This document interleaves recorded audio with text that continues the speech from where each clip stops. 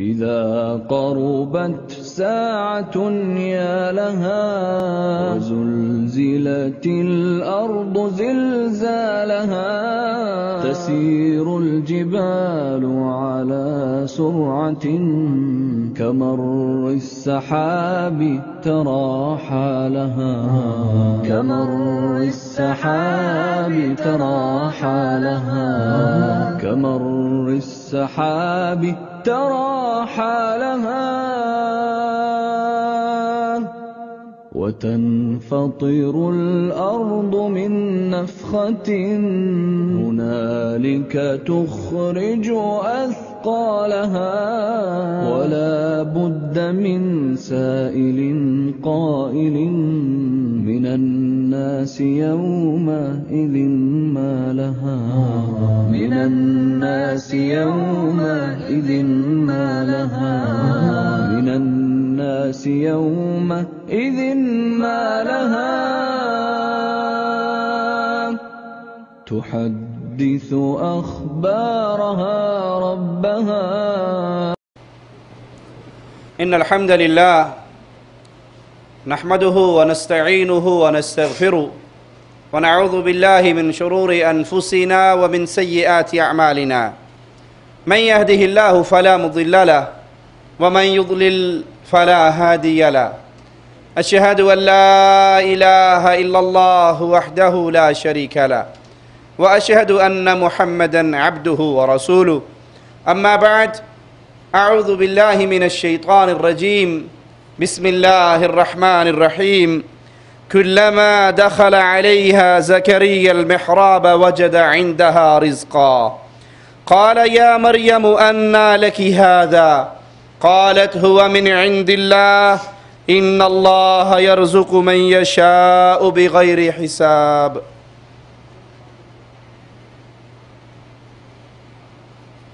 عیسیٰ علیہ الصلاۃ والسلام اللہ کے انبیاء میں سے بہت عظیم مقام اور شان رکھنے والی ہستی ہے. سیدنا عیسیٰ علیہ الصلاۃ والسلام اللہ نے ان کو اس خصوصیت سے نوازا کہ بغیر باپ کے پیدا ہوئے. ان کی والدہ بڑی عظمت والی، بڑی شان والی، اللہ کی عبادت کرنے والی، اللہ کی عبادت میں مگن رہنے والی. زکریا علیہ السلام جب ان کے پاس آتے ان کی عبادت کی جگہ پہ، ان کی مسجد میں، تو دیکھتے کہ مختلف پھل ان کے پاس موجود ہیں. تو وہ سوال کرتے قال یا مریم انا لکی ھذا، مریم یہ رزق کہاں سے آ رہا ہے، یہ کہاں سے تجھے مل رہا ہے؟ قالت ہوا من عند اللہ، تو سیدہ مریم کہتی یہ اللہ کی طرف سے ہے، وہ جس کو چاہتا ہے بے حساب رزق عطا فرماتا ہے. یہ اللہ کی طرف سے عطا ہے، یہ اللہ کی طرف سے انعام ہے. اللہ جس کو چاہتا ہے اپنے بندوں میں سے اس کو کھلا ہوا بے حساب رزق عطا فرماتا ہے. ایک بار فرشتے آئے سیدہ کے پاس اور آ کر خوشخبری دی کہ اللہ نے آپ کو چن لیا ہے. مالک بیان فرماتا ہے وَإِذْ قَالَتِ الْمَلَائِكَةُ يَا مَرْيَمُ إِنَّ اللَّهَ اصْطَفَاكِ وَطَهَّرَكِ وَاصْطَفَاكِ عَلَى نِسَاءِ الْعَالَمِينَ، اے مریم تجھے اللہ نے پاک کر دیا ہے، سارے جہانوں کی عورتوں سے تجھے چن لیا ہے، تیرا انتخاب کیا ہے. اللہ کا حکم کیا ہے کہ اب اللہ کے لیے رکوع کرو، اب اللہ کے لیے سجدے کرو، اپنے آپ کو اللہ کی عبادت میں لگاؤ. اور فرشتوں نے اس بات کی خوشخبری بھی دی کہ ان تمام عورتوں کے اوپر، جہان کی عورتوں کے اوپر اللہ نے تمہیں سب سے زیادہ فضیلت عطا کی ہے، اور اللہ تمہیں بغیر خاوند کے ایک بیٹا عطا کرنے والا ہے. تمہارے ہاں اولاد ہوگی، ولادت ہوگی ایک بیٹے کی، تمہاری شادی نہیں ہوئی، تم پاک باز ہو، لیکن اللہ کی طرف سے تمہیں یہ چیز مل رہی ہے، یہ عطا مل رہی ہے کہ اللہ تمہارے ہاں تمہارے بطن سے ایک بیٹا پیدا کرے گا، اور اس بیٹے کی شان کیا ہوگی؟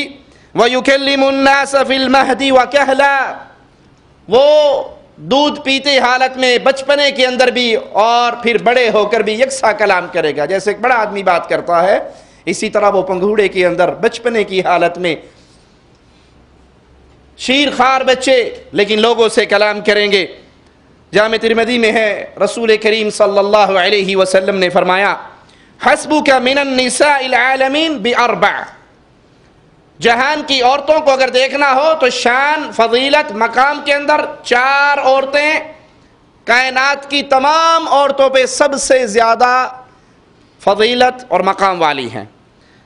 مریم بنت عمران، ان کی شان، ان کا مقام کائنات کی عورتوں میں چنا ہوا ہے، یہ 4 عورتیں ہیں۔ اور آسیہ فرعون کی بیوی، خدیجہ رسول اللہ صلی اللہ علیہ وسلم کی زوجہ، فاطمہ محمد کریم صلی اللہ علیہ وسلم کی لخت جگر۔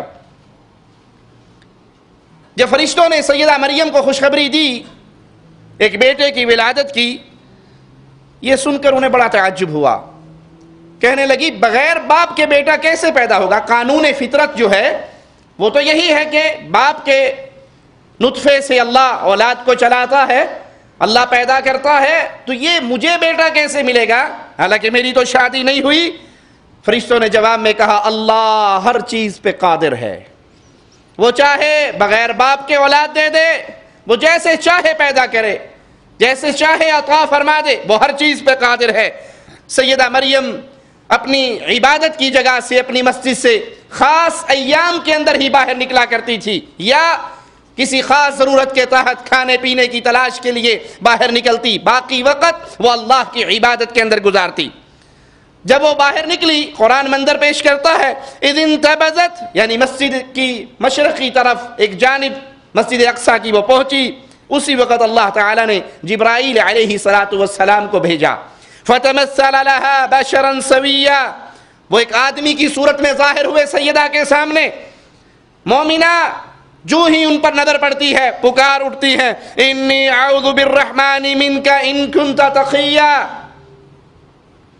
اگر اے نظر آنے والے آدمی میں تیرے شر سے اللہ کی پناہ میں آتی ہوں، میں اللہ کی پناہ کا سوال کرتی ہوں، تو اگر اللہ سے ڈرنے والا ہے تو تیرے شر سے بچنے کے لیے میں اللہ کی پناہ میں آتی ہوں۔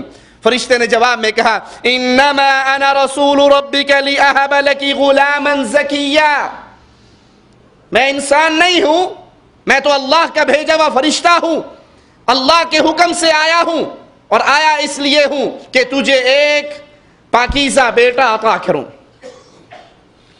میں تو اللہ کا بھیجا ہوا فرشتہ ہوں، اللہ کے آرڈر سے، اللہ کے حکم سے آیا ہوں تجھے بیٹا دینے کے لیے۔ قالت انا یکون لی غلام، کہنے لگی مجھے بیٹا کیسے ہوگا، مجھے اولاد کیسے ہوگی؟ ولم یمسسنی بشر ولم اک بغیا، نہ تو میری شادی ہوئی ہے، نہ میں بدکارہ ہوں، نہ تو میں زانیہ ہوں، میں تو پاک عورت ہوں اور کنواری ہوں، میری شادی نہیں ہوئی۔ قال کذلک قال ربک هو علی ہین، فرشتے نے کہا بالکل اسی طرح تیرے رب کا ارشاد ہے کہ یہ مجھ پر بہت آسان ہے۔ اس آیت سے کچھ لوگ شبہ پیش کرتے ہیں، وہ کہتے ہیں دیکھو جبرائیل علیہ السلام نے کہا میں آیا ہوں تاکہ تجھے بیٹا دوں، تو جبرائیل جب بیٹا دے سکتے ہیں تو اولیاء اللہ کیوں نہیں دے سکتے؟ اللہ کے ولی بھی تو بیٹا دے سکتے ہیں۔ اس کا جواب یاد کر لیجئے، معجزہ جو اللہ اپنے نبی کے لیے دکھاتا ہے وہ قانون فطرت نہیں ہوا کرتا، وہ عام قانون نہیں ہوتا، وہ باقی لوگوں کے لیے دلیل نہیں ہوتی۔ یہ معجزہ ہے سیدنا عیسیٰ علیہ السلام کی ولادت بغیر باپ کے، یہ معجزہ ہے۔ فرشتے کا آ کر یہ کہنا وہ اللہ کے حکم سے آیا تھا، وہ اللہ کے حکم سے آیا تھا، اللہ کے آرڈر سے آیا تھا، اللہ کے بھیجنے پر آیا تھا، وہ اللہ کی طرف سے پابند تھا۔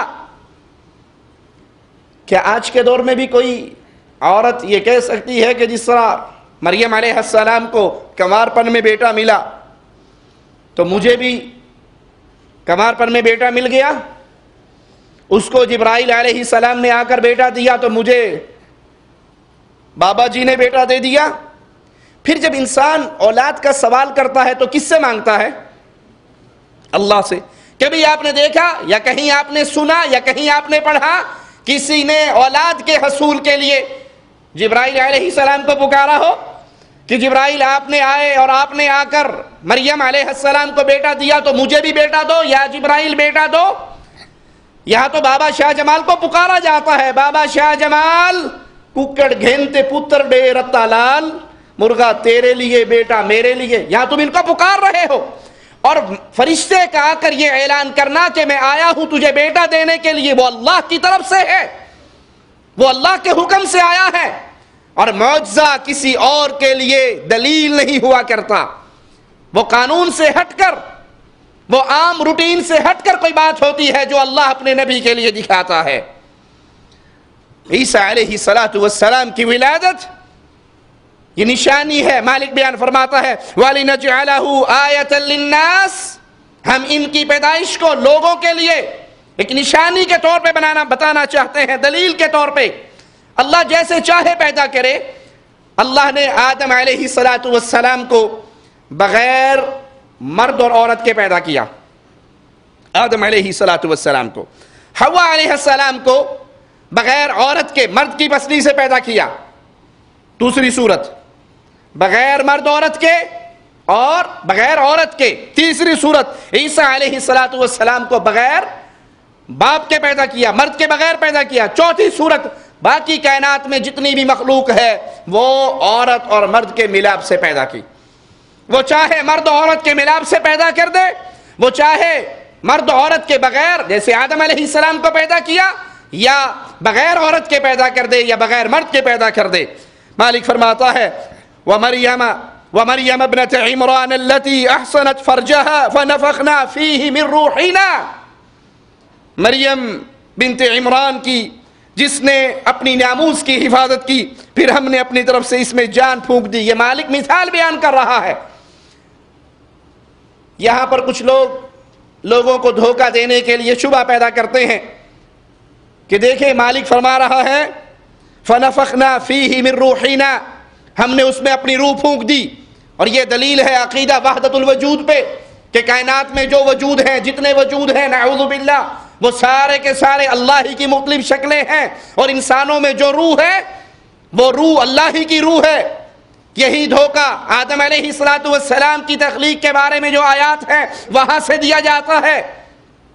تو جہاں اللہ نے اپنی روح کا ذکر کیا ہے، اس سے مراد کیا ہے؟ اس سے مراد اللہ کی پیدا کردہ روحیں، ان میں سے اللہ نے روح پھونکی.